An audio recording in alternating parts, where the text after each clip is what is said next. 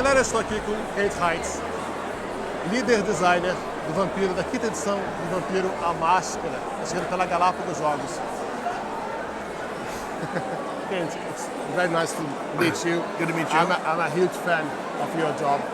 And what was the real job for a leader design in a book, in an RPG edition? And the real job is to sort of, I think when they hired me, they wanted like kind of two things. They wanted someone who would develop and incorporate and defend a consistent vision for what the game's job was, right? So to keep everyone on point. Yeah. Hurting the other designers like a sheepdog. And then the other part was just take a system that was developed in a hurry in 1991 that has, I think, shown its age a good bit and try and turn it into something more elegant, something that's a little more intuitive to play, and then you'd be able to use mechanics within the system to do the things that Vampire has always been about, but there hasn't really been mechanics for. So I think that was sort of the two remits, was to create a mechanical structure that would support the kind of play we wanted, and also to figure out what kind of play we wanted and keep everyone pointing in that direction. And that was, I suppose, the biggest challenge that you had. It was a huge game in the V3 edition, but you must bring it to the new century. Right. What was the biggest challenge with this job? I mean, I think that the biggest challenge, there would have been many bigger challenges if Karim Muammar had not come up with the hunger mechanic basically almost, I want to say, 2 months into the design process. I had structured the storyteller engine to, clear out some of the old cruft, make it more intuitive, make it more elegant, remove botch dice. And Karim at that time basically had figured out the hunger dice mechanic. And once we had those two pieces, those two sort of core elements of the game system, everything really sort of started falling into place, because you would think, how are we going to do humanity? Well, we have these two systems, so humanity has to mesh with those. So once we have these two strong pillars, we can then string other mechanics between them in a way. So there wasn't actually a really tough design challenge once Karim sort of had the breakthrough about how to do hunger. Yeah, and once that was worked, a huge change in the game. Right, and that impelled his design of how the disciplines work.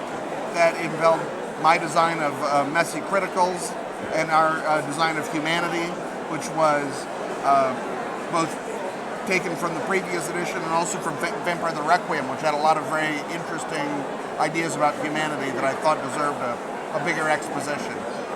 But we know that it's a new game. Right. And not just the new system game, but a new scenario. Right. What's your best part in this new scenario? Well, that you love most? I have to say, I really love nuking ShrekNet. I love that. The notion that Nosferatu have got a secret BBS just drove me bananas when I read it in the 90s. I thought, this is the dumbest thing imaginable. That vampires are, I know that hackers are pasty people who never see the daylight, but they shouldn't be vampires. It's a different thing.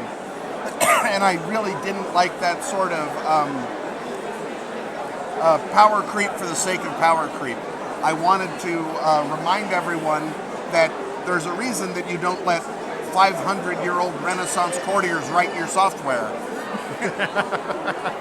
And so to break ShrekNet and the sort of the coming of the Second Inquisition with the destruction of the Prime Chantry, the real sense of danger and threat that vampires were feeling again, I really liked that, and I liked how it brought the game back to the original 1991 setting, where vampires are sort of penned up in their cities and they don't know what's going on, and it's sort of individual points in a world of darkness, to coin a phrase, right?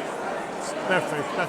And for new people, new guys that just want to play Vampire, that they have never played role playing before, they just want to know how to start in the vampire. You have some advice, some secrets that you can say. The great thing about Vampire, and this has been true since first edition, is that it is really easy to pick up, decide what clan you like, build to that clan's strengths, and go.